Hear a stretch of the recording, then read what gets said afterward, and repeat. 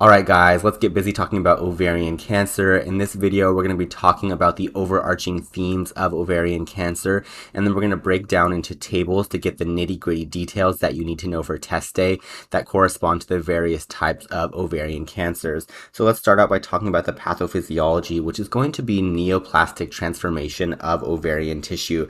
Now we have different types of ovarian tissue which are going to transform, and we'll talk about that a little bit later, but I wanted to start out by talking about some of the etiologies or the risk factors of our ovarian cancers.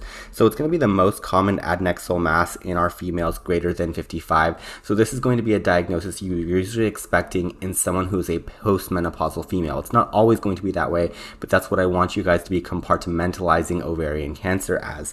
Additionally, I want you to look out for some historical risk factors, and these historical risk factors are almost all going to be related to increased estrogen exposure. We know that the ovarian tissues are sensitive to hormones, and estrogen exposure is actually going to lead to an increased risk of cancer. So we know that with increased age, you've just been around on this earth long enough to get more estrogen exposure. So that is going to be a risk factor. In terms of PCOS, we know that there is failure of follicles to rupture, and this leads to increased levels of estrogen in our patients with PCOS. So this is a risk factor for ovarian cancer as well. You can also imagine that you had a lot of cysts in your ovary. This is going to cause a lot of irritation, and we know that irritation can lead to transformation in tissue, so this is another reason why PCOS is a risk factor.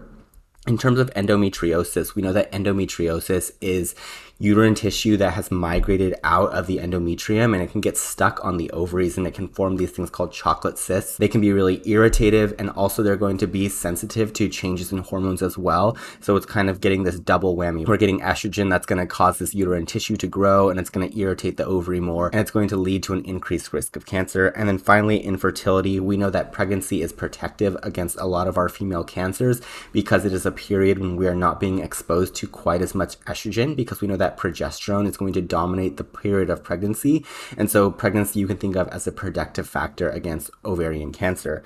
Now let's move on to some other risk factors. These are going to be more molecular genetics type risk factors.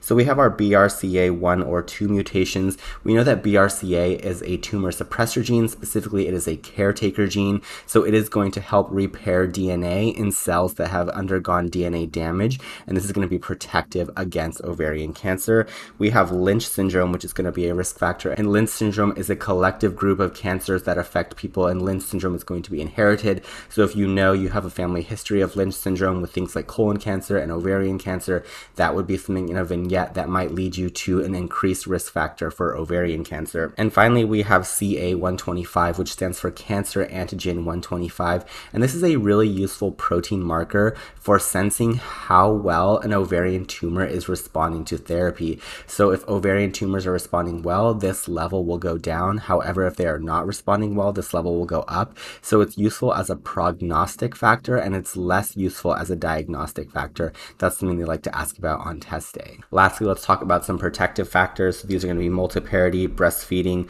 OCPs, as well as tubal ligation, and you can think of these as all things that are preventing ovulation, right? So if we prevent ovulation, we're not getting those follicles rupturing out of the ovary every month, and those tiny ruptures in the ovary every month are going to lead you to an increase of ovarian cancer. And so if we can reduce those things by making sure that a woman is not ovulating, that is going to help be protective from ovarian cancer. Now let's move on to talk about the different types of ovarian cancer that we're going to cover in more detail in our tables. I just want to give an overview. So starting with epithelial tumors, these are going to be the ovarian surface epithelium that turns into cancer. So specifically, that's going to be this area that I'm highlighting here right along the surface of our ovary, and these are going to be serous or mucinous producing. So I like to think of these as like fluid producing tumors, and they're going to be on that external epithelia. That ovarian coating is what that's going to be, and it's going to usually be benign because these are just going to be surface epithelial tumors, and they tend to be relatively benign. They don't go crazy. They just produce a lot of cystic fluid, a lot of mucinous fluid,